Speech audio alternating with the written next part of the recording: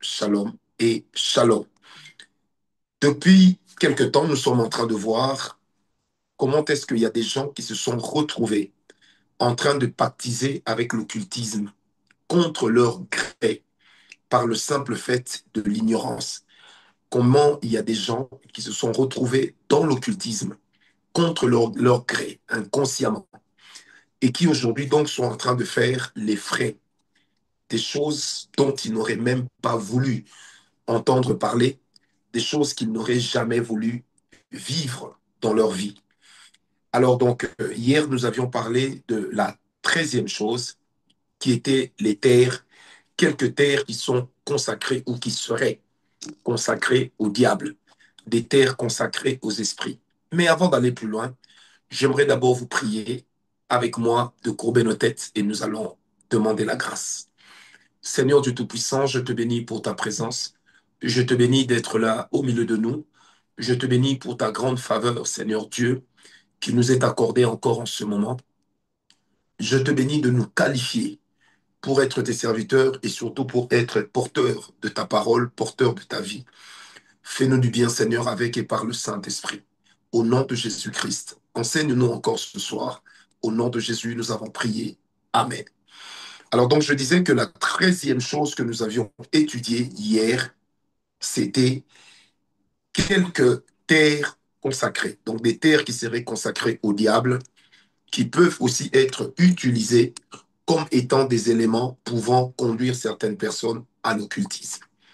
Donc faites très, très, très, très attention parce que n'oubliez pas, c'est deux choses sur lesquelles j'aimerais insister.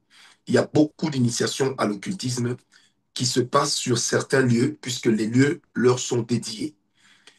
Mais il existe aussi des lectures dont certains, comment vous appelez ça, certains livres qui sont des livres d'initiation. C'est pourquoi, bien aimé, même lorsque vous allez dans une bibliothèque, et ça c'est une question, un conseil gratuit, même lorsque vous rendez dans des bibliothèques et consorts, n'acceptez pas d'acheter des livres n'importe comment. Je répète, n'acceptez pas d'acheter des livres n'importe comment. Ne n'acceptez surtout pas. Parce que lorsque vous acceptez certaines choses, eh ben, vous pouvez vous retrouver loin. Il n'y a pas que les livres des enfants. Il y a même des livres des adultes, mais qui enseignent aux gens des principes démoniaques, des principes qui sont sortis du monde des ténèbres. Et à la fin, vous allez vous retrouver avec des apparitions, entre guillemets, angéliques, alors qu'en réalité, ce ne sont pas les anges de Dieu, mais ce sont peut-être des esprits impurs, des démons qui vont commencer à travailler votre vie pour pouvoir vous nuire. Donc faites très très attention et il est toujours important quand vous achetez un livre d'en connaître l'auteur. Qui est l'auteur? Qu'est-ce qu'il raconte? Amen, amen. Que Dieu vous bénisse. Alors le premier point de cette nuit, qui sera donc le 14e point, qui conduit certaines personnes dans un occultisme, pardon, tacite, qui les conduit à signer tacitement. Dans le monde des ténèbres, vous savez c'est quoi? C'est la peur de froisser. La peur, je répète, la peur de froisser. Vous savez, des fois, nous nous retrouvons dans des compromis occultes parce que nous avons cette peur de pouvoir dire non. Nous avons cette peur de froisser. Vous savez, il est de ces gens qui ont un souci très grand de ce que Dieu, de ce que les hommes pensent d'eux, plutôt que de ce que Dieu pense d'eux. Des personnes bien-aimées qui ont peur de froisser les autres. Et c'est là que, bien-aimés, vous savez, même certains serviteurs de Dieu se retrouvent en train de cautionner certaines choses parce qu'ils veulent garder les membres. Ils ne veulent pas que leurs membres aillent ailleurs. Ils ne veulent pas perdre. En fait, qu'est-ce qu'on fait? Puisque nous sommes dans l'époque des high-tech, des réseaux sociaux, on commence aujourd'hui à jauger la force spirituelle d'un ministre de Dieu en fonction du nombre de personnes qui le suivent sur les réseaux sociaux, notamment sur Facebook, sur Instagram, sur Thread, sur X. Combien de personnes le suivent? Vous n'avez pas idée, bien-aimé, combien ce que je dis est vrai. Alors des fois, il y a juste cette peur-là de froisser. Il y a cette peur. Si je m'affiche avec tel, qu'est-ce que les gens vont penser? Si on me voit avec tel, avec ce qu'il prêche, qu'est-ce que les gens vont dire? Est-ce que je ne serai pas mal vu? Est-ce que si on me voit avec un pasteur qui est divorcé, est-ce que je ne serai pas mal vu? Mais en fait, à la fin, on oublie que même ceux qui vivent des situations compliquées ont besoin de ceux qui sont dans des meilleures situations pour les aider. Et s'il n'y a personne pour aider les autres, bien aimés, comment ceux qui sont tombés vont-ils se relever? Amen, amen. Des fois, nous avons rejeté des personnes qui avaient le plus besoin de nous, simplement parce que nous avions craint de blesser des personnes qui étaient proches. Oui, nous avions craint de blesser des personnes qui étaient proches. Et moi, dans ma vie, j'ai vu cela. Tu crains de blesser des personnes qui sont proches, tu sacrifies d'autres, mais après, tu te rends compte qu'en fait, des fois, ceux que tu as sacrifiés, que tu as délaissés, étaient plus loyaux dans le secret que tous ceux qui te disaient, nous te sommes loyaux. Parce que, bien aimé dans le Seigneur, celui qui se vante d'être loyal ne l'est pas toujours, puisque la Bible dit, s'occuper de sa propre gloire n'est pas une gloire. Amen, amen. S'occuper de sa propre gloire n'est pas une gloire. Il est donc important, bien aimé, lorsque nous marchons avec le Seigneur, d'avoir le courage de dire non. Le fait de ne pas dire non a déjà conduit plusieurs personnes dans la compromission. Je vais vous raconter une histoire, mais pardon, ne riez pas. Vous savez, lorsque je me suis converti en 92, la première notion qu'on m'avait inculquée, c'est qu'un enfant de Dieu ne dit jamais non. C'est qu'un enfant de Dieu, lorsqu'on lui demande, il doit toujours donner. Alors donc on revenait de l'étranger, nous sommes revenus nous installer au Congo en 92 et j'avais un oncle qui priait. Il aspirait à devenir pasteur. Vous savez ce qu'il a fait? Donc quand ils avaient des campagnes d'évangélisation, des sorties évangéliques, il quittait loin juste pour venir demander mes chaussures, mes habits, mes vestes, jusqu'à ce que je me suis rendu compte que je n'avais plus d'habits.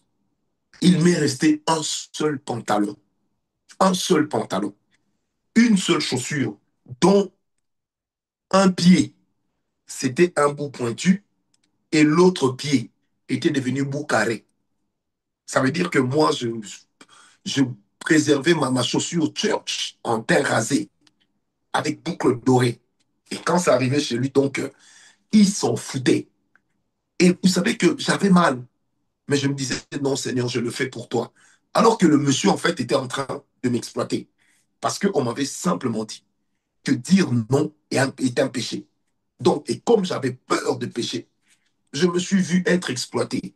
Je me suis retrouvé avec un pantalon, maman Nanou. J'ai gardé un seul pantalon pendant 2 ans. Tel que vous me voyez ici, je sais coudre. Donc, ce pantalon-là devenait double pente. Des fois, devenait une seule pente. Et c'est moi-même qui cousais cela. Et il me restait une chaussure, je me rappelle, Bali. Un jour, je l'ai même amené chez le cordonnier. Il m'a dit, en tout cas, mon cher, la prochaine fois, si cette chaussure a un problème, viens seulement, je vais arranger gratuitement.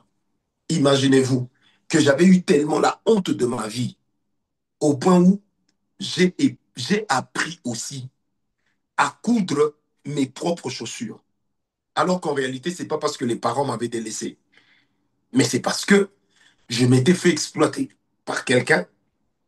Alors, c'est juste pour illustrer pardon, le fait que dans la vie Falanga, il faut apprendre à dire non.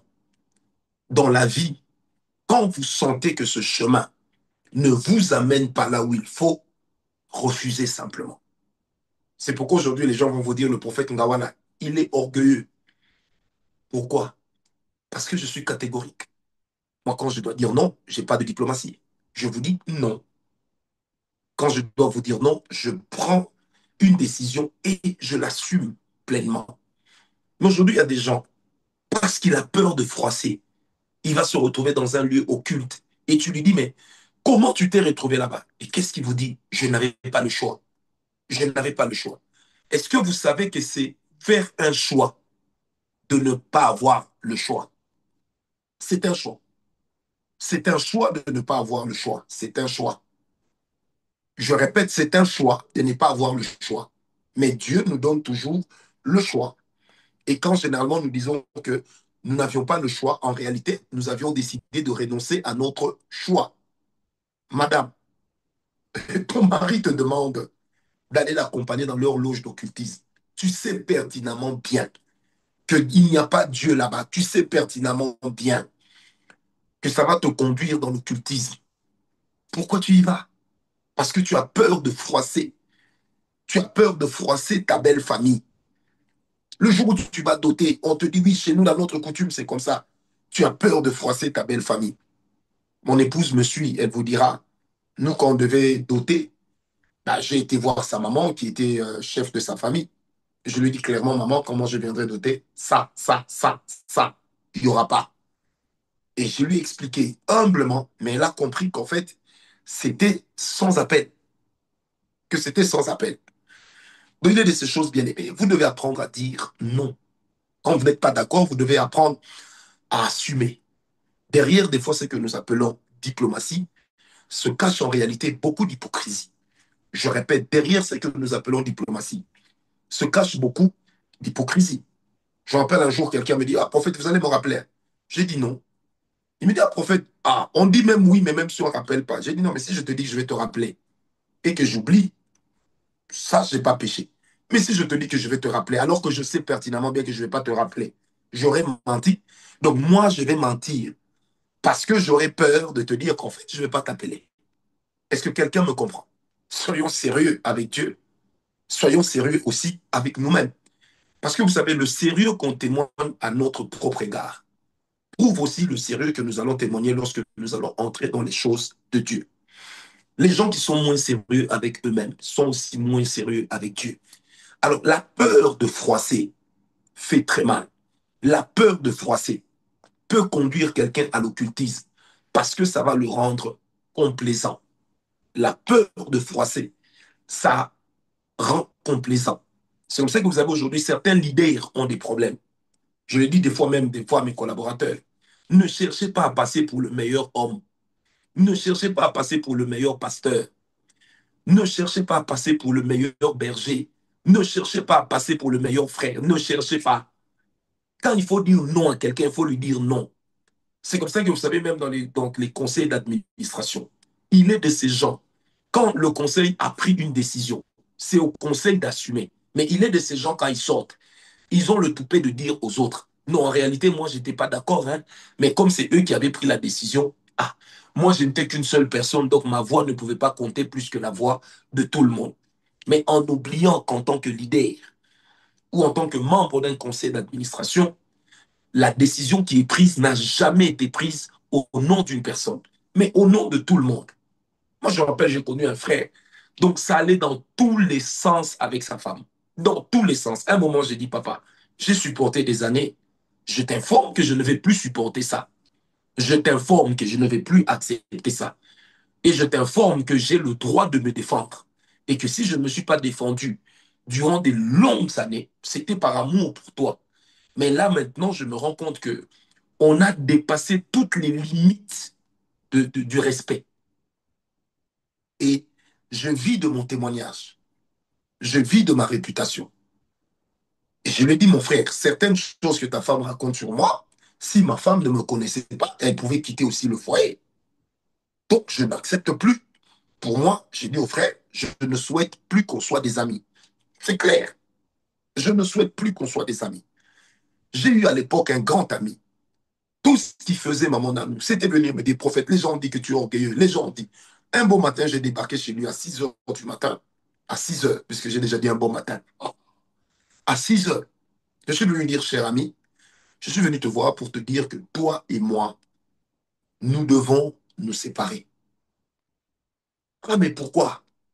J'ai dit non, on doit se séparer parce que je me rends compte que il y a beaucoup de, de, de, de friction entre nous deux. Je me rends compte qu'entre nous deux, il y a trop de choses. Tu ne peux pas être mon ami et tout ce que tu trouves à faire, C'est toujours les gens disent, les gens disent, les gens disent. J'ai dit donc moi je ne fais jamais rien de bon. Regardez l'attitude d'Abraham. Prenez avec moi Genèse 13. Genèse 13, verset 7. Genèse 13, verset 7. Genèse 13, verset 7. Je vais revenir. La Bible dit, il y eut querelle entre les bergers des troupeaux d'Abraham et les bergers des troupeaux de Lot. Les Cananéens et les Phérésiens habitaient alors dans le pays. Abraham dit à Lot, verset 8, qu'il n'y ait point, je te prie, de dispute entre moi et toi, ni entre mes bergers et tes bergers, car nous sommes frères. Tout le pays n'est-il pas devant nous? Sépare-toi de moi. Si tu vas à gauche, j'irai à droite. Et si tu vas à droite, j'irai à gauche. La Bible dit, verset 10, Lot leva les yeux et vit la plaine du Jourdain, qui était entièrement arrosée.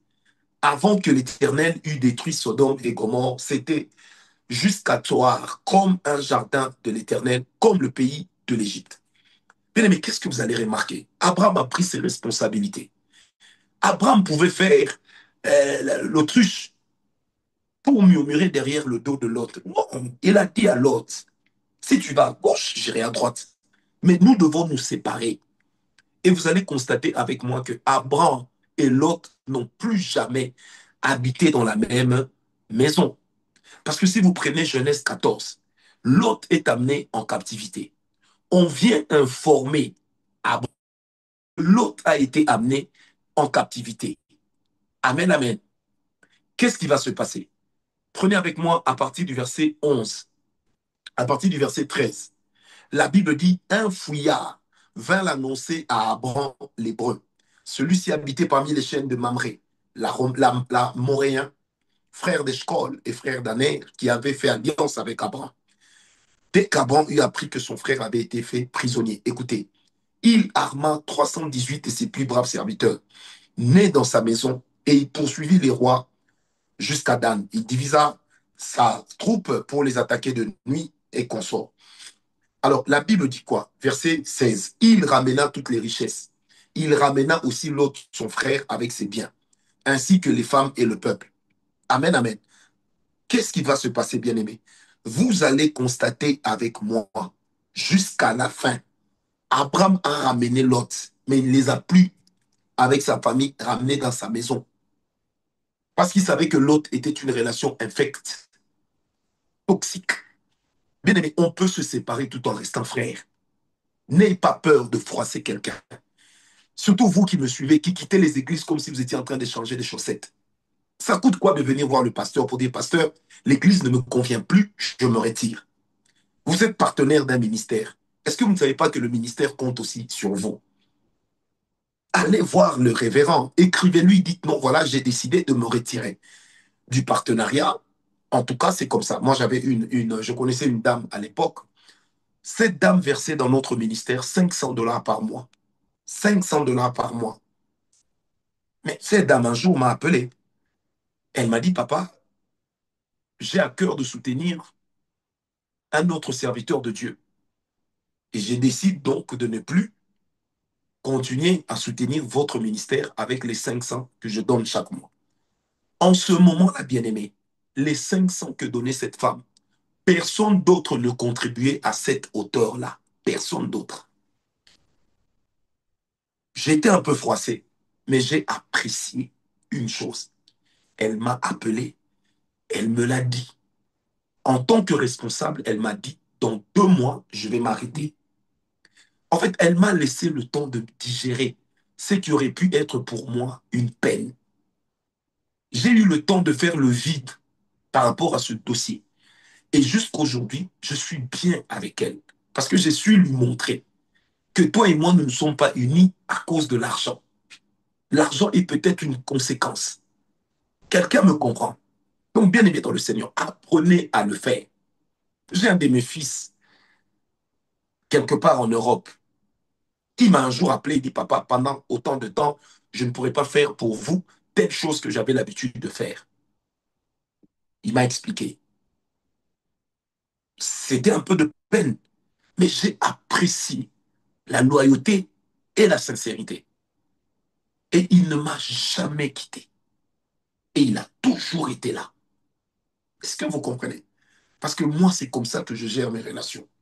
N'ayez pas peur de froisser. Est-ce que vous savez que des fois, votre épanouissement va venir seulement si vous vous défaites de certaines personnes? Tant que vous resterez avec certaines personnes, parce que vous avez peur de les froisser, il y aura un problème. Un jour, une de mes filles dans la foi m'a dit, papa, je veux me marier à telle personne et il y aura tel musicien païen qui va jouer. Après lui, il y aura tel musicien païen qui va jouer. Mais avant tout ça, on aimerait que vous fassiez la prière. J'ai dit, ah bon, hein? Elle m'a dit, oui, on vous a gardé une enveloppe de 15 000 dollars. En ce moment-là, j'étais fauché comme un rat de mosquée, un rat d'église. Je lui ai dit, non, je ne viens pas. J'ai dit, donc, moi, Ngawala Francis Kemfoua, serviteur de Dieu, esclave volontaire de Jésus-Christ. J'ai Rokobab, j'ai Shindabab au micro. Pendant que je sais qu'après moi, c'est tel orchestre qui va jouer et puis tel orchestre qui va jouer. Achakousé m'a dit. Je lui ai dit, non, non, je ne viendrai pas. Elle m'a dit, non, mais j'avais convaincu mon mari de faire cette offrande. J'ai dit, en tout cas, maman, si c'est à moi, ça va me suivre là où je serai. Si ce n'est pas à moi, alors je ne l'aurai pas. Mais moi, je ne viendrai pas. Papa, mais vraiment, on va payer le billet pour vous. J'ai dit, je ne viendrai pas. Vous n'avez jamais vu un pauvre mais qui est têtu. Je ne suis pas venu. Et avec ma fille, là, ça s'est passé comme ça 2 ou 3 fois. Où je lui ai opposé un refus, mais tout en continuant à être son père. Je dis non, je ne viens pas. Je ne viens pas. Je ne viens pas. Moi, j'ai eu un membre de famille. À l'époque, c'était en 2001. J'étais, aïe, 2001 ou 98, j'étais fauché. Il me donne rendez-vous, il dit non, demain, viens, je vais te donner 10 000 ou 4 000, je ne sais plus combien. Frère, je venais en route et j'ai parlé en langue. Quand j'arrive, il me dit non, je n'ai pas cet argent ici, mais ce soir, tel orchestre va donner un concert pour moi. Comme tu es mon frère, tu dois être à côté de moi. Et puis, après ça, je vais te donner l'enveloppe. J'ai dit, je vais être à côté de toi, oui. Et puis, les gens vont me filmer, oui. Et puis, ils vont me voir, oui. Ah, j'ai dit, je ne viens pas. Il me dit, pourquoi? J'ai dit, non, papa, je suis peut-être ton frère, mais je suis serviteur de Dieu. Et ça compte pour moi plus que tout. Il me dit clairement comme ça, soit tu viens, je te donne l'argent, soit tu ne viens pas et tu n'auras jamais un rond de moi. Je lui ai dit, tu sais quoi? Même un carré, garde. Jusqu'à ce jour, je n'ai jamais touché un rond de ce monsieur. Mais il fallait que j'assume. Et j'étais heureux d'avoir dit non. N'ayez pas peur de froisser. Froissez avec respect. Froissez avec sagesse. Mais retenez. Mais si quelqu'un vous manque de respect parce qu'il veut vous imposer d'aller sur un mauvais chemin où vous savez que Dieu n'est pas avec vous, montrez-vous catégorique. Catégorique. C'est comme ça que moi, les gens vous diront, le prophète Nawala, il est strict. Même la plupart de mes fils qui sont ici peuvent vous dire, je ne prends jamais mon téléphone pour appeler quelqu'un pour dire, je n'ai pas vu ta dîme. Je ne le fais pas. Je ne le fais pas. Non, je ne le fais pas. Une fois, je sais que Dieu m'a dit, dis à cette personne-là que cette bénédiction, si elle veut la garder, qu'elle paye sa dîme. J'ai été très gêné de dire à la personne. Ça m'a pris du temps. Mais c'est quand le Seigneur m'a convaincu. J'ai dit, Seigneur, quand je vais le lui dire, touche son cœur, qu'il ne pense pas que je sois en train de prêcher pour ma propre paroisse. Et quand je lui ai dit, la personne tout de suite m'a dit, papa, je comprends. Donc, bien aimé, dans la vie, n'ayez pas peur de froisser. N'ayez pas peur. Ça, c'était la 14e chose. Un désir effréné de plaire, de plaire. Peur de froisser. Un désir effréné de peur, de plaire aux autres. Moi, je dois montrer que dans la pastorale, c'est moi qui suis le bon. Je dois montrer que parmi les bergers, c'est moi qui suis le bon. Je dois montrer que quand quelqu'un a un problème, je suis toujours là pour lui. Je dois montrer que dans cette entreprise, le meilleur ouvrier, c'est moi. Je suis toujours là pour aider le patron. Non, non. Un leadership vrai assume ses idées, assume ses avis, assume son point de vue. Qui m'a donné un amen? 15e chose, qui des fois conduit les gens dans l'occultisme. Vous savez, moi, les gens qui me connaissent le savent. Moi, je peux te dire non à rien. Oh, je te dirai non en rien. Je vais te dire non en rien. Je vais te le dire en rien. Parce qu'il y a des choses que je n'accepte pas. Amen, amen. Alors, 15e chose, c'est la peur d'être disqualifié ou de perdre son mariage. Oh là, ici, les Romains vont s'empoigner. La peur de perdre son mariage ou la peur de perdre une position par rapport à une personne, de perdre une position dans la société. On vous dit comme ça par le patron, non, je vais amener ici des féticheurs, ils vont faire des cérémonies. Tout le monde est obligé d'être là. Bien aimé, prie. Seigneur, détruis ce plan. Si ça ne marche pas, accepte d'être chômeur. Accepte de perdre. Parce que la Bible dit, à quoi sert-il à l'homme de gagner le monde et à la fin de perdre son âme? Mesdames, tu es marié à un occultiste. Tu sautes, tu chinababes, tu rocobabes. Mais quand tu viens dans ta maison, tu vas même servir les idoles de ton mari. Tu vas même te prosterner devant des statues. Tu dis non, c'est ça la sagesse du mariage.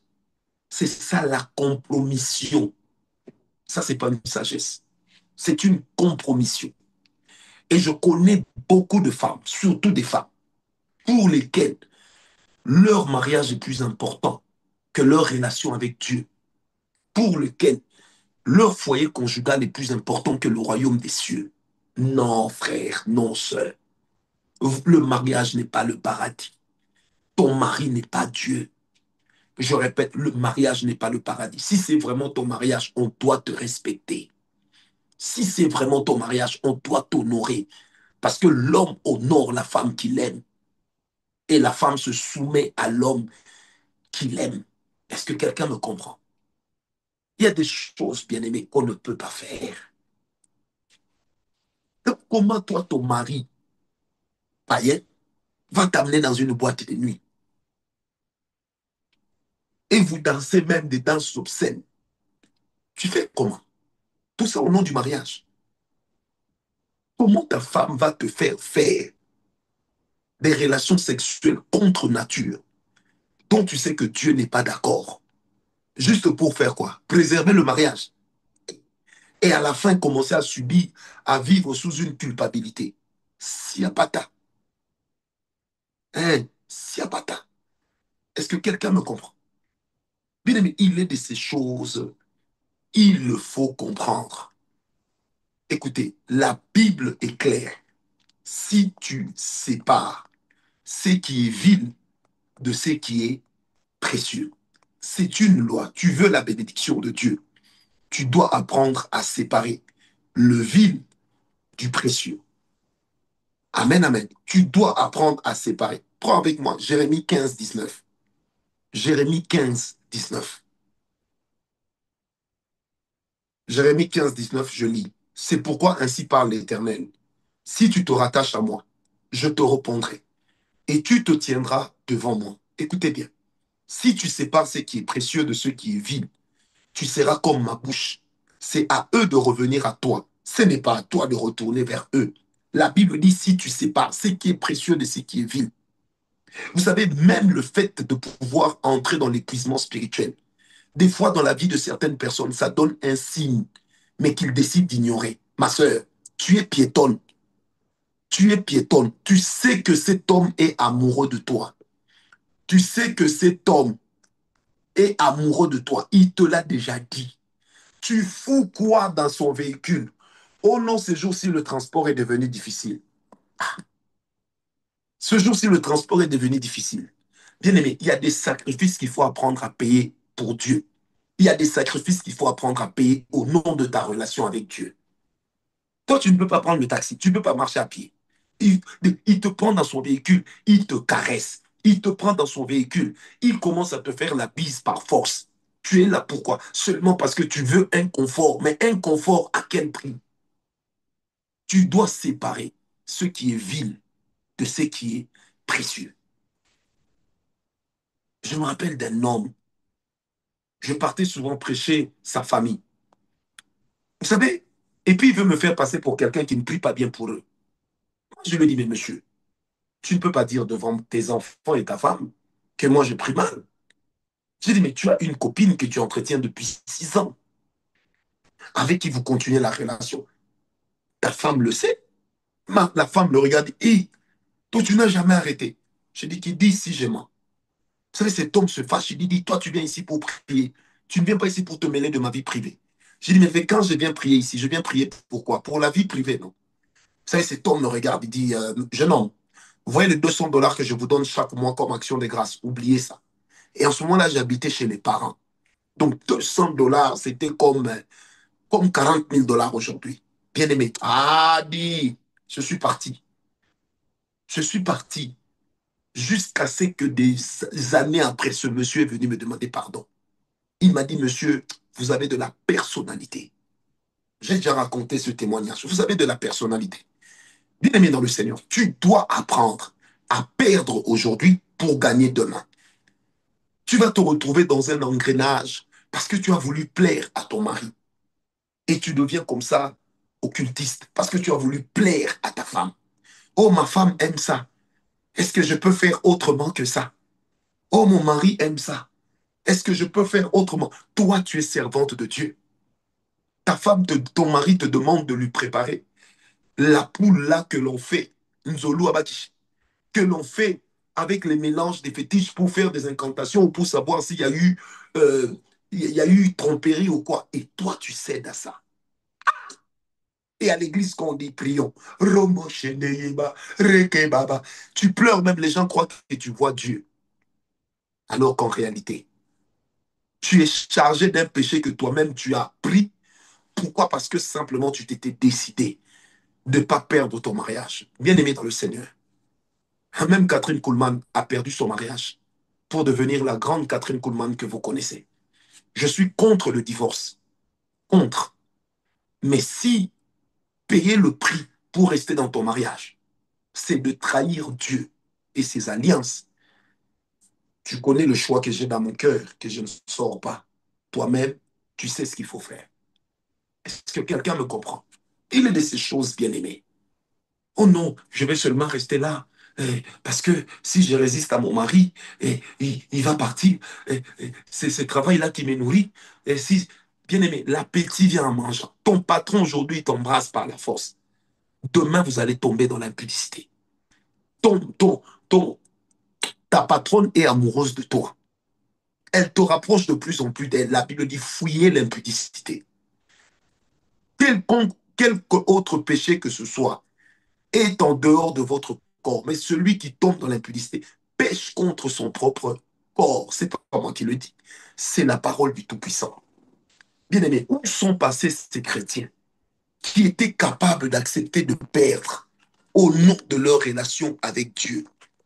Où sont partis ces enfants de Dieu qui étaient capables d'accepter d'endurer au nom de leur relation avec Dieu?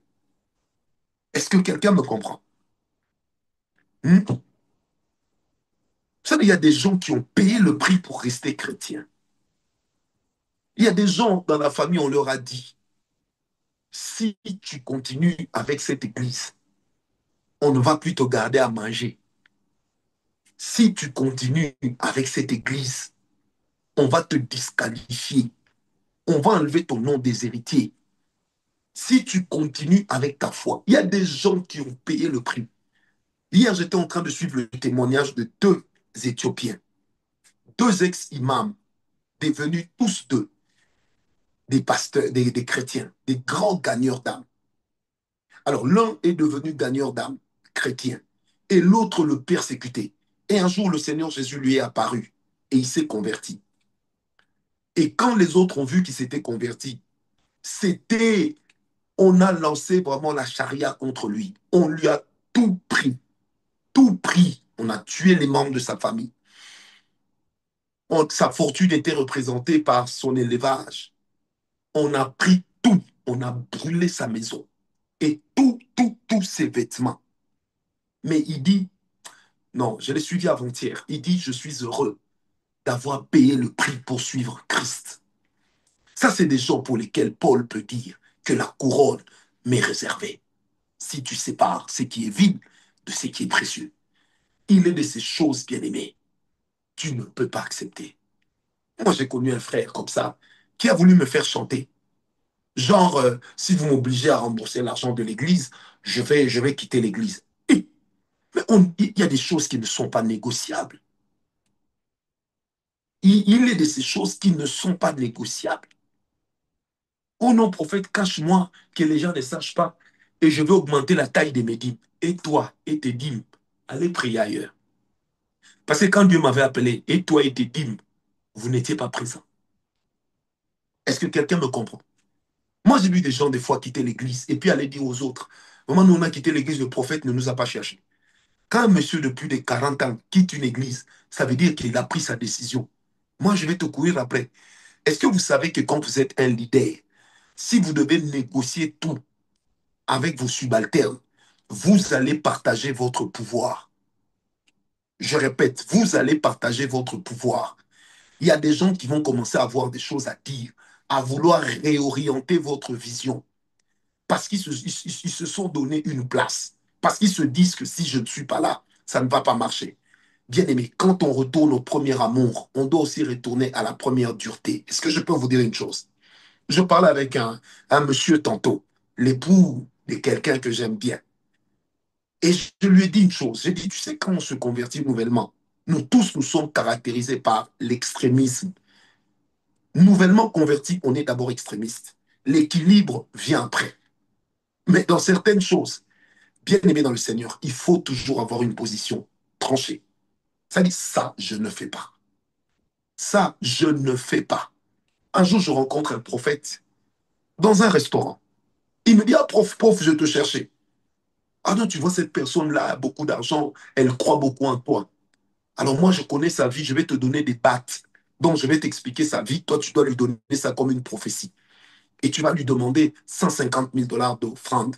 Et nous allons nous partager cette offrande, 75 000, 75 000. Je l'ai regardé, j'ai dit, regarde ma tête. J'ai dit, non, regarde ma tête, jeune homme. Est-ce que j'ai joué avec toi au billes? Il dit non.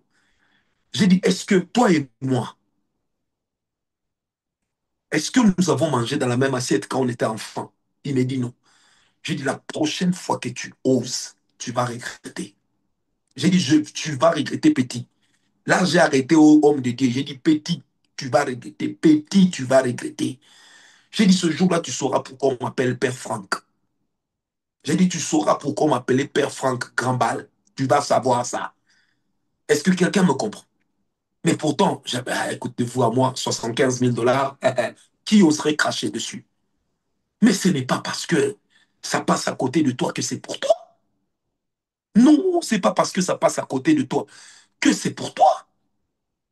Bien-aimé, n'ayez pas peur de perdre ou d'être disqualifié par les hommes. Ayez peur d'être disqualifié par Dieu. Je ne crains pas l'homme parce que l'homme tue le corps, mais Dieu tue l'esprit, l'âme et le corps. Est-ce que quelqu'un me comprend? Je vous dis la vérité. Et il y a des gens qui se sont retrouvés aussi simplement dans l'occultisme à cause de ce genre de choses, à cause de ce genre de bêtises. J'ai peur d'être disqualifié. J'ai peur de perdre mon mariage. J'ai peur. C'est des fois, je parle avec certaines dames. Quand elles m'expliquent ce que leurs maris font, les incantations, des fois, je leur pose la question. Quand ils faisaient ça, maman, vous étiez où? On a, prophète, je l'accompagnais seulement, non? Comme la Bible dit, femme soit soumise. Hey, aïe, aïe. Est-ce que la Bible dit femme soit soumise dans la bêtise? Regardez la femme de Nabal. Elle a dit non à son mari. Elle est allée supplier David. Elle est allée amener à manger à David contre la vie de son mari. Et son mari a eu la vie sauve grâce à sa femme. Allez demander à la femme de Nabal, vous les femmes sages, femmes distinguées, allez demander à la femme de Nabal qu'est-ce qu'elle a fait. Elle a affronté son mari. Quand vous lisez en français facile, Ce qu'elle a dit à son mari, ça ressemble exactement à ceci. Tu es un fou. Tu ne sais pas que cet homme-là peut nous tuer. C'est ça en français facile. Mesdames et messieurs, séparez ce qui est vil de ce qui est précieux. Tout ce qui vous donne de l'ampleur devant les hommes n'est pas forcément noble. N'est pas forcément noble. Je répète, ce n'est pas forcément noble. Acceptez d'être disqualifié. Moi, j'ai vu des gens, des fois, me dire, prophète, évite de donner ton avis sur certaines questions du pays, évite, parce que tu ne sais jamais ce qu'on peut te faire. Si seulement tu veux donner ton avis, ça doit toujours aller dans le sens d'un tel ou dans le sens d'un tel autre. J'ai dit, ah, papa, mais pourquoi ne pas coudre aussi ma bouche tant qu'on y est? Est-ce que quelqu'un me comprend? Quand on a payé le prix pour une chose, on ne craint pas le reste. Quelqu'un me comprend. Aujourd'hui, je disais à la génération Joël, celui qui est déjà mort n'a pas peur de pourrir. Un cadavre ne meurt pas deux fois, comme disent mes amis ivoiriens. Celui qui est déjà mort n'a pas peur de pourrir. Un cadavre ne meurt pas deux fois. Bien aimé, j'ai déjà tout perdu pour suivre Christ. J'ai déjà tout perdu pour marcher avec Dieu. J'ai déjà tout perdu dans ma quête de la marche avec le Seigneur. J'ai tout perdu ce jour-là. J'ai tout perdu en ce moment-là. De quoi aurais-je crainte? Bien-aimé, des fois, accepter d'être disqualifié, accepter d'être rejeté dans certains milieux. Accepter. Alors, la dernière chose d'aujourd'hui, c'est la religiosité. Il y a des gens, bien-aimés, qui ne progressent pas, qui n'avancent pas à cause de la religiosité. Vous savez, la religiosité est toujours remplie de légalisme. C'est toujours rempli de tu ne feras pas ceci, tu ne feras pas cela. Pourquoi? Parce qu'on dit qu'il ne faut pas blesser l'esprit de la religion. On dit qu'il ne faut pas blesser l'esprit de la religion. La religiosité va vous amener à une sorte de conformisme, même qui ne vous plaît pas. Au nom de, les anciens ont dit, au nom de, faisons les choses comme ça, sinon les autres ne seront pas d'accord avec nous. Bien-aimés dans le Seigneur, Christ ne nous a pas sauvés pour devenir des religieux. Sinon, nous allons finir comme les zélotes, comme les sadducéens et comme les pharisiens. La religiosité. Je me rappelle de quelqu'un, je lui ai prêché l'évangile. Je lui ai dit, prier les statuts, tout ça c'est un péché. Je lui ai démontré. Écoutez la réponse de ce monsieur. Il m'a dit, jeune homme, je suis d'accord avec ce que tu as dit, mais je ne te crois pas. J'ai dit, pourquoi? Il dit, moi, depuis que je suis né, l'église dans laquelle je prie, on se prosterne devant les statues. Je ne vois pas pourquoi je vais arrêter, puisque c'est ce que eux m'ont appris. Je vais continuer, mais j'ai vu que tes textes-là que tu as donnés sont vrais. My brother and my sisters. J'étais découragé. Découragé. Donc, ça veut dire que la personne t'oppose un refus religieux. La personne t'oppose un refus non argumenté. Le seul refus est dû au simple fait que moi, je suis de telle religion. Dans notre religion, on le fait. Même si je sais que c'est mauvais, je vais quand même le faire. Pourquoi? Parce que même si c'est mauvais, les autres le font, donc je le ferai. Le conformisme, la religiosité. Il ne faut pas blesser la religion. Bien-aimés dans le Seigneur, Christ ne nous a pas sauvés pour être des religieux. Christ ne nous a pas sauvés pour entrer dans une sorte d'orthodoxie. Amen. Christ ne nous a pas sauvés pour une dévotion religieuse, mais il nous a sauvés pour une dévotion chrétienne, pour une dévotion de notre être intérieur. Et notre être intérieur est plus important que la religion. C'est pourquoi nous ne sommes pas entrés dans le christianisme, mais nous suivons la chrétienté. Parce que la chrétienté est un mode de vie, un style de vie. Mais le christianisme, ça devient une philosophie sociologique qui vous donne une certaine façon de marcher, une certaine façon de faire. C'est pour ça que les gens pouvaient dire, si Jésus est vraiment fils de Dieu, comment peut-il manger avec les publicains? Comment peut-il s'asseoir avec les publicains que Israël considérait comme traître? Et c'était un sujet de scandale pour les gens de son époque. Comment peut-il? Comment se fait-il? Comme disent les Canadiens, comment tu peux-tu? Est-ce que vous comprenez ça? Bien aimé dans le Seigneur, ce n'est pas la religion qui nous sauve. Ce n'est pas la religion qui nous sauve.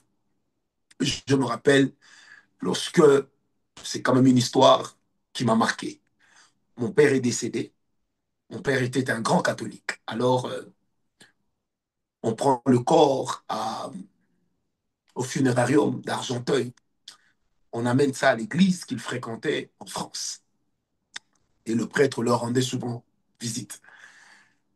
Alors, lors de notre réunion des enfants, on se dit, bon, on va venir s'incliner devant les morts et tout.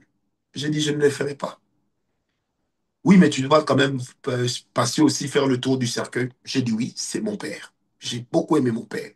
Mais le reste, je ne le ferai pas.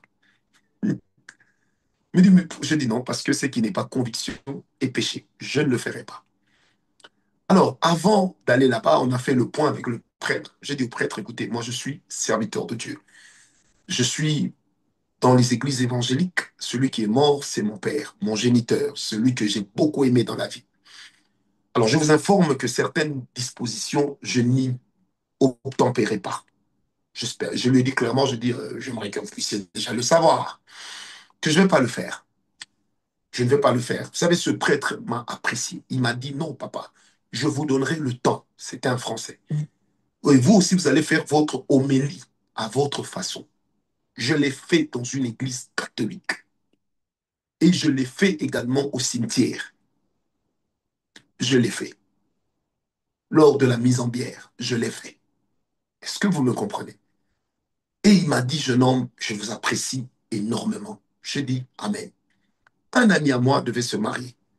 Il devait se marier dans une église catholique romaine.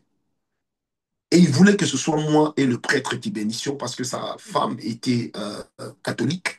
Lui était, entre guillemets, protestant. Mais c'est vraiment un ami. Alors, je lui avais toujours promis que je serais là le jour de son mariage. Et donc, on s'est vu en Belgique. Ça s'est passé en Belgique, à Uccle. On a discuté avec le prêtre. Le prêtre m'a dit, écoutez, moi, je vais faire la partie catholique et je vous donnerai la permission de faire l'autre partie. Il lui a appelé ça protestante. J'ai dit, OK. Et c'est comme ça que nous avons fait. C'est comme ça que nous avons fait. J'ai dit, écoutez, j'ai dit à l'ami, si il peut accepter que je fasse selon ma conviction, je le ferai. S'il n'accepte pas, je ne ferai rien. Et j'accepterai d'être un simple figurant. Et ça me dérangera le moins du monde. Il a accepté. Et c'est ce que je fis. Est-ce que vous me comprenez? Dans la vie, la religiosité, la religiosité a amené certaines personnes à avoir un comportement sacro-saint, mais sans dogme, sans soubassement spirituel. La religiosité, je suis serviteur de Dieu. Si les gens apprennent que je ne suis pas d'accord avec ma femme, qu'est-ce qu'ils vont se dire? Mais par conséquent, ta femme va faire tout ce qu'elle veut. Elle va insulter tout le monde. Elle va traîner tout le monde dans la boue, comme on dit chez nous à Kinshasa. Elle va traîner les pères de famille dans la boue. Tu sauves ta peau, mais c'est ta femme. C'est pas notre femme en commun. C'est-à-dire que chacun de nous peut accepter certaines choses de sa propre femme. Mais s'il a de la personnalité, il refusera que sa femme le fasse pour d'autres. Mon frère, si tu acceptes que ta femme t'insulte, c'est toi. Mais empêche ta femme d'aller insulter les gens dehors. Si toi, tu acceptes que ta femme te manque du respect, c'est pas notre femme en commun. C'est ta femme. Ton mari ne peut pas aller taper tes amis. C'est ton mari, c'est pas le mari de la communauté des femmes célibataires du clan. Non. Et souvent, c'est fait au nom de la religiosité. Nous prions. Ça, on va pas faire. Dans ça, on va pas entrer. Dans telle chose. Oh non, on va s'en préserver parce que, écoutez, on a dit, mes frères, c'est que j'aime avec Dieu. Il nous a appris une chose. Quand on n'est pas d'accord, on le dit. Dieu a dit à Moïse, je vais détruire Israël. Moïse a dit, hé Dieu, regarde toi-même. Si tu détruis, qu'est-ce que les gens vont dire? Moïse a fait part à Dieu de son désaveu. Et Dieu a écouté Moïse parce que Dieu n'écoute pas la formulation, il écoute la sincérité de nos cœurs. Il écoute la sincérité de nos cœurs. Éviter la religiosité, c'est derrière la religiosité qu'est né l'occultisme. L'occultisme est né des personnes qui ont cherché Dieu dans la religion et qui ne l'ont pas trouvé, alors ils l'ont inventé. L'occultisme est né de la religiosité. C'est comme ça que les gens fabriquent des dieux en briques, des dieux en terre cuite, des dieux en bois, en sculpture. Des gens se déplacent avec leur Dieu. Pourquoi? Parce qu'ils se sont fabriqués un Dieu qui devait répondre à leur religion. Notre Dieu ne répond pas à notre religion. Notre Dieu répond à la conviction de nos cœurs. Il répond au cœur amoureux qui le cherche. Il répond au cœur qui croit en lui. Il répond, la Bible dit, tu m'invoqueras, je te répondrai. La Bible dit également, si tu me cherches de tout ton cœur, je me laisserai trouver. C'est ça la réalité spirituelle de notre Dieu. Je le cherche, il se laisse trouver. J'ai dit, Seigneur, tu es ma papa, tu es mon maman, tu es plus qu'un tante, mais Dieu me touche quand même. J'ai dit, Seigneur, j'aime une onction. Dieu me oint quand même. Oh, une Saint-Esprit, je te loue, il me oint quand même. Tu sais pourquoi? Parce que Dieu n'est pas dans la religion. Il est dans la relation entre un esprit et son esprit. C'est pourquoi dans Romains 8, la Bible dit, le Saint-Esprit dit à mon esprit que je suis enfant de Dieu. C'est le Saint-Esprit qui dit à mon esprit. C'est ça la base. Quand les gens me disent, c'est toi, tu as déjà vu Dieu. Et puis tu pries ce Dieu-là. Je me rappelle d'un ami à moi qui me disait, mais toi, tu es en train de suivre Jésus, c'est un bâtard. J'ai dit, mon cher, si le bâtard m'a sauvé, je le suis. Hein. Point barre. Si c'est le bâtard que tu appelles mon Jésus là, si c'est lui qui m'a sauvé, eh ben, je le suivrai. Point barre. Abou, Pia. Point barre. Est-ce que vous comprenez ça? Le conformisme. Si les gens marchent avec le pied gauche en premier, toi aussi tu dois suivre. Pourquoi? Parce que c'est ça là, l'esprit religieux. Il faut être conforme aux normes, conforme aux règles. C'est pour ça que des fois même les juristes oublient que l'exception a autorité sur le formel. L'exception a autorité sur le formel. Le conformisme, le légalisme, les lois disent. Est-ce que quelqu'un me comprend? Ce sont les religions qui nous ont amené l'occultisme et la forme évoluée de la sorcellerie. Ce sont les religions et les religieux. Religieux, on a une apparence de piété, comme dit la Bible, mais ils ont déjà régné, c'est qui ont fait la force. Le plus important pour eux, c'est quoi? C'est la piété. Qu'on nous trouve pieux, qu'on trouve que nous avons Dieu, qu'on trouve que nous sommes des personnes sages, qu'on trouve que nous sommes des personnes consacrées. Oh, Rabacha, frère, on parle pas comme ça. La piété, la piété. Vous savez, si aujourd'hui on ressuscitait Élie le prophète, il serait un objet de scandale. Les envoyés d'Akab viennent dire à Akab, Akab, descend. Le roi nous a envoyés. Il dit, allez dire à ces chiens d'Akab que je ne viendrai pas. Ces chiens d'Akab là, c'est qui? C'est le roi. Aujourd'hui, on dit, oh, c'est un arrogant, ce prophète, mais tu tombes, mais tu tombes. Et bien, on va parler là. Oh, vous savez, oh, Seigneur Dieu Tout-Puissant, oh Seigneur, on prend une forme de piété. Mais en réalité, derrière cette piété, les gens ont déjà régné ce qui en fait leur force. Derrière cette forme de piété, il n'y a rien, il n'y a rien, il n'y a rien, il n'y a rien, il n'y a rien. Quand on prie, on dit, vous savez, oh, on va prier pour Israël. Qui t'a dit que celui qui prie pour Israël est saint? C'est écrit. On prie pour Israël parce qu'on veut, c'est tout. Celui qui ne prie pas pour Israël ne pêche pas.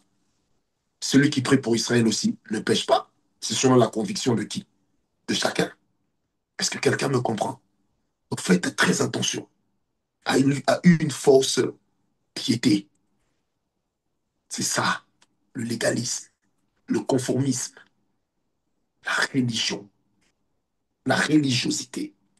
Oh, je prie avec le Saint-Esprit que la grâce de Dieu soit avec nous.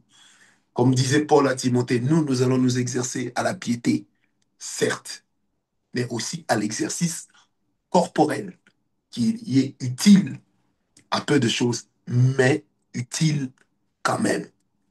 Est-ce que quelqu'un m'a compris? Les religieux. Les religieux ne viennent pas parce qu'ils vous aiment. Ils viennent parce qu'ils se soucient plus de leur apparence. Ils se soucient plus du camp, dira-t-on. Ils se soucient plus de la vie du public que d'autres choses. C'est ça les religieux. Je refuse d'être religieux. Vous savez, quelquefois, je préfère être incompris. Mais c'est comme ça. Je m'appelle, on est à Londres. Et puis, il y a maman Nanou qui doit me voir. Mais c'est une de nos filles. Et puis, il y a une autre dame qui veut aussi me voir. Je dis non, elle va entrer. Elle n'est pas entrée. Et je m'appelle ma petite soeur, la femme du pasteur, Tounassi, Marcelin, qui me dit, ah, mais Père Franck, elle va t'entendre. Je dis non. Elle, c'est ma fille. J'ai intérêt à ce qu'elle réussisse. Elle, là, ça vous regarde. Si je la reçois, c'est parce que je ne suis pas fatigué. Sinon, je ne veux pas la recevoir. Elle me dit, grand frère, toi, tu n'as pas changé. J'ai dit, je vais changer pour devenir qui? Blanc, métis. Je vais changer pour devenir qui? Est-ce que vous comprenez? On veut sauver les apparences. Mais ce qui en fait la force n'est plus. On veut donner un aspect de piété. Mais ce qui en fait la force, il n'y a plus. Il y a quelqu'un un jour qui m'a dit, mais Père Franck, de tout toi, tu ne changes pas. J'ai dit, je vais changer pour devenir qui? S'il y a des gens qui m'aiment, c'est pour ce que je suis. S'il y a des gens qui ne m'aiment pas, c'est pour ce que je suis. Si quelque chose est un défaut, je prie que le Seigneur Dieu m'aide à le corriger. Mais si la chose m'a préservé de beaucoup de tard, pourquoi vous voulez que je puisse arrêter ça? Moi, quand je ne suis pas d'accord, je vous dirai que je ne suis pas d'accord. Un jour, je vais vous raconter cette histoire pour terminer. Je suis à l'église à Kinshasa. Mon fils, Sagi, joue au football. Et il avait un match très important, le premier match très important de sa vie. Et il m'avait fait jurer que papa, jure que tu viendras vraiment. J'ai dit, mon fils, je serai là. Papa, si tu ne viens pas, ça. J'ai dit, mon fils, c'est toi, mon fils, je serai là. Vous savez que. Alors, je suis en train de recevoir. Ce jour-là, je suis même arrivé plus tôt que prévu. J'ai commencé à recevoir. Je recevais, je recevais. J'ai dit à mon assistante, dès qu'il est 15 heures, arrêtez. Moi, je pars. Et puis, les gens, comme ils ont appris que c'est moi qui recevais, ils venaient de plus en plus. J'ai loué Dieu. 15 heures, j'ai dit à mon assistante, je pars. Elle m'a dit, non, papa, reçois même quelques personnes encore. 15h30, je me suis levé. Alors, écoutez ce qui se passe. Je sors de mon bureau, j'arrive à l'église. À l'époque, l'église était en construction, vraiment un grand chantier. Et puis, il y a une dame qui me dit, mais prophète, vous allez où nous sommes venus pour vous? J'ai dit, en tout cas, maman, que Dieu vous bénisse. Exceptionnellement, je travaillerai encore demain pour vous recevoir. Mais pour aujourd'hui, je pars assister mon fils qui a besoin de moi. Écoutez cette maman-là. Oh, papa, toi, tu es serviteur de Dieu ou tu es père de ton fils? Je fais, je suis d'abord père de mon fils. J'ai dit, madame, d'abord, je ne vous connais même pas. Ça dit, vous êtes venu, vous aurez la solution, vous allez partir. Peut-être votre dîme et votre offrande, vous irez donner à votre pasteur. Vous voyez mon fils là, il ne m'aura que moi comme papa. Il n'aura jamais deux papas. Et le genre de femme comme la mienne n'est même pas le genre de femme qui aimerait se remarier si je meurs. Donc mon fils là n'aura que moi comme papa. Il sera toujours Sagingawana. Donc même s'il se fâche, même s'il part, il va revenir parce que je suis son père. J'ai dit, madame, je vous promets de vous recevoir demain. Elle insiste, non, vraiment, prophète, vous m'avez déçu. Eh, j'ai dit, non, maman, vraiment, excusez-moi, mon fils a besoin de moi. Non, prophète, vraiment, vous m'avez déçu. Ah non, vraiment, ça c'est quel genre de serviteur de Dieu? Vous savez qu'elle a commencé pratiquement à dépasser son langage. J'ai dit, maman, vous voyez, demain, ne venez pas. Si vous, vous venez, je ne vous recevrai pas. Donc moi, je dois être en porte-à-faux avec mon enfant pour vous plaire, vous, qui avez 14 pasteurs, 18 prophètes. et 83 conseillers spirituels qui prenaient la dîme, qui la divisaient en 20 parties. Donc, je vais faire ça. Et j'ai dit, maman, celui-là, c'est mon fils. Aujourd'hui, si j'ai un problème de santé, il sera là. Il ne m'abandonnera pas. Après, j'ai compris que, Francis, tu es en train de te justifier pourquoi. J'ai dit, maman, Dieu vous bénisse. Je suis parti, dit. Et ce jour-là, quand j'arrive, mon fils a joué au foot. Et il jouait contre une équipe d'une école turque, remplie de Turcs et de Libanais. À un moment, on envoie le ballon à mon fils, en plein centre. Mon fils tourne, il donne dos au poteau adverse. Et puis, croisé, qu'on appelait Schmitt à l'époque. Paf! Le but, en tout le monde se lève. Bien aimé, j'ai commencé à hurler. C'est mon fils! Ça, c'est mon fils! C'est mon fils! Puis tout le monde me regarde. C'est mon fils! C'est mon fils! Quand on a fini, je l'ai amené manger au restaurant. Et puis je l'ai touché tout. Personne ne nous regarde. Mais c'est mon fils. Combien de fidèles rendent leur pasteur fier? Combien? Combien? Vous savez, des fois, les gens disent, les pasteurs, ils exploitent les fidèles. Vous savez combien de fidèles exploitent leur pasteur? Combien de fidèles exploitent leur pasteur? Réfléchissez à ça. Combien exploitent leur pasteur? Réfléchissez à ça. Vous allez vous rendre compte, il y a plus de fidèles qui exploitent des pasteurs plutôt que le contraire. Réfléchissez à ça. Que Dieu vous bénisse. Que la grâce de l'Éternel vous couvre de bonheur et que ces quelques paroles puissent nous amener encore plus loin. Nous allons nous retrouver le matin pour la bénédiction matinale et le soir, je serai encore ici, toujours heureux et fier de vous servir. Shalom à vous tous.